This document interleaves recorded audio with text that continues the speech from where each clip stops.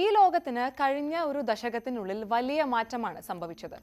ലോകത്ത് കുറേ പേർക്ക് ജോലി കൊടുക്കുന്ന ഒരു മേഖലയാണ് IT എന്ന ആദ്യത്തെ സങ്കല്പത്തിൽ നിന്ന് നമ്മുടെ ജീവിതത്തെ നിർണ്ണയിക്കുകയും പുനർനിർവചിക്കുകയും ചെയ്യുന്ന ബുദ്ധിമാനാണ് IT എന്ന നിലയിലേക്ക് കാര്യങ്ങൾ മാറി.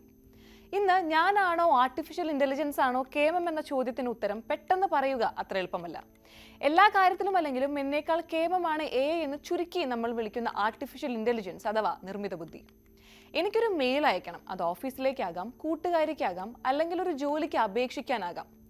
എൻ്റെ മനസ്സിൽ എന്താണെന്ന് പറഞ്ഞു കൊടുത്താൽ മാത്രം മതി, AI സംഗതി റെഡിയാക്കി തരും.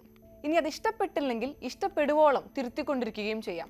സത്യം പറയാലോ, എത്രയും ക്ഷമയുള്ള മനുഷ്യനും സഹിക്കുന്നതിന് ഒരു പരിധിയുണ്ടെന്ന് പറയും. അതും ഇവിടെ പ്രസക്തമല്ല. നമ്മുടെ ജോലി വളരെ എളുപ്പമാക്കി കളഞ്ഞു AI.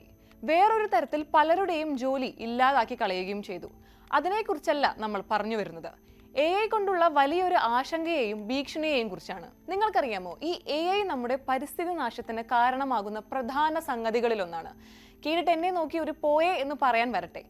വായുവിൽ നിന്ന് പൊട്ടിമുളച്ച് വീഴുന്നതല്ല ആർട്ടിഫിഷ്യൽ ഇന്റലിജൻസ് എന്നതാണ് ആദ്യം പറയേണ്ട കാര്യം. ലോകത്തിന്റെ വിവിധ കോണുകളിലായി പ്രവർത്തിക്കുന്ന ലക്ഷക്കണക്കിന് സൂപ്പർ കമ്പ്യൂട്ടേഴ്സ് ഉണ്ട്. നമ്മൾ ഇവയെ ഡാറ്റാ സെന്ററുകൾ എന്ന് വിളിക്കുന്നു. എന്താണ് ഡാറ്റാ സെന്ററുകൾ കൊണ്ട് പരിസ്ഥിതിക്ക് എന്ന വെല്ലുവിളിയായിരിക്കും അടുത്ത സംശയം. സാധാരണ ഒരു കാര്യം ഗൂഗിളിൽ സെർച്ച് ചെയ്തെടുക്കുന്നതിനേക്കാൾ ഏകദേശം 10 മടങ്ങ് കൂടുതൽ വൈദ്യുതിയാണ് ഒരു AI ചോദ്യത്തിന് ഉത്തരം കണ്ടെത്താൻ ആവശ്യമായി വരുന്നത്. ഒരു വലിയ AI മോഡലിനെ പരിശീലിപ്പിച്ചെടുക്കാൻ ആവശ്യമായി വരുന്ന വൈദ്യുതി ഒരു സാധാരണക്കാർ അതിൻ്റെ ആയുഷ്കാലം മുഴുവൻ ഓടുമ്പോൾ പുറത്തുവിടുന്ന കാർബണിന്റെ ഏകദേശം 5 ഇരട്ടിയാണ് അന്തരീക്ഷത്തിലേക്ക് എത്തിക്കുന്നത്. ഈ വൈദ്യുതി ഭൂരിഭാഗവും വരുന്നത് കൽക്കരി പോലെയുള്ള ഫോസിൽ ഇന്ധനങ്ങളിൽ നിന്നാണ് എന്നത് വെല്ലുവിളിയുടെ ആഴം കൂട്ടുന്നു. ഡാറ്റാ സെന്ററുകൾ തുടർച്ചയായി പ്രവർത്തിക്കുമ്പോൾ കമ്പ്യൂട്ടറുകൾ അമിതമായി ചൂടാകും. ഇവ തണുപ്പിച്ചു നിർത്താൻ കോടിക്കണക്കിന് ലിറ്റർ ശുദ്ധജലമാണ് ദിവസവും ഉപയോഗിക്കുന്നത്. പഠനങ്ങൾ പറയുന്നതനുസരിച്ച് നമ്മൾ AIയോട് ചോദിക്കുന്ന വളരെ ദൈർഘ്യം കുറഞ്ഞ ചോദ്യങ്ങളുടെ ഒരു ചെറിയ ചാറ്റിങ്ങിന് മാത്രം ലിറ്ററോളം ശുദ്ധജലം ഈ സെർവറുകൾ കുടിച്ചു തീർക്കുന്നുണ്ട്. കുടിവെള്ളക്ഷാമം നേരിടുന്ന പല പ്രദേശങ്ങളിലും ഇത്തരം ഡാറ്റാ സെന്ററുകൾ സ്ഥാപിക്കുന്നത് പ്രാദേശികമായ വലിയ ജലദൗർബല്യത്തിന് കാരണമാകുന്നുണ്ട്. മറ്റൊരു പ്രധാന വില്ലൻ ഇലക്ട്രോണിക് മാലിന്യങ്ങളാണ്. AI സാങ്കേതിക വിദ്യ ഓരോ ദിവസവും മാറിക്കൊണ്ടിരിക്കുകയാണ്.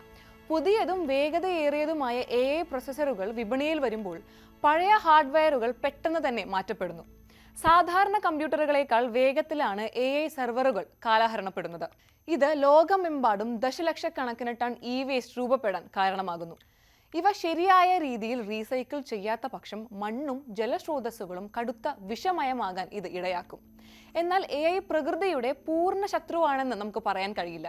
ശരിയായി ഉപയോഗിച്ചാൽ പ്രകൃതിയെ സംരക്ഷിക്കാനും AIക്ക് സാധിക്കും. ഉദാഹരണത്തിന്, കാലാവസ്ഥാ വ്യതിയാനങ്ങൾ കൃത്യമായി പ്രവചിക്കാനും കാട്ടുതീ മുൻകൂട്ടി തിരിച്ചറിയാനും സോളാർ വിൻഡ് എനർജിയുടെ വിതരണം കാര്യക്ഷമമാക്കാനും ഇന്ന് AI ഉപയോഗിക്കാറുണ്ട്. അതായത് നാശമുണ്ടാക്കുന്ന അതേ സാങ്കേതിക വിദ്യയ്ക്ക് തന്നെ നാശത്തിന്റെ ആഴം കുറയ്ക്കാനും സാധിക്കും. ചുരുക്കത്തിൽ, സാങ്കേതിക വളർച്ച അത്യാവശ്യമാണ്, എന്നാൽ അത് പ്രകൃതിയെ തകർത്തുകൊണ്ടാവരുത്. ഗൂഗിൾ, മൈക്രോസോഫ്റ്റ് പോലെയുള്ള വൻകിട കമ്പനികൾ അവരുടെ ഡാറ്റാ സെന്ററുകൾ പൂർണ്ണമായും റിന്യൂവബിൾ എനർജിയിലേക്ക് മാറ്റാൻ ശ്രമിക്കുന്നുണ്ട്. ഒരു ഉപഭോക്താവ് എന്ന നിലയിൽ നമ്മൾക്കും ഇതിൽ പങ്കുചേരാം. ആവശ്യത്തിന് മാത്രം വിവേകത്തോടെ ഇത്തരം സാങ്കേതിക വിദ്യകൾ ഉപയോഗിക്കുക. കൂടുതൽ വാർത്തകൾക്ക് News18 Keralam YouTube channel subscribe ചെയ്യുക.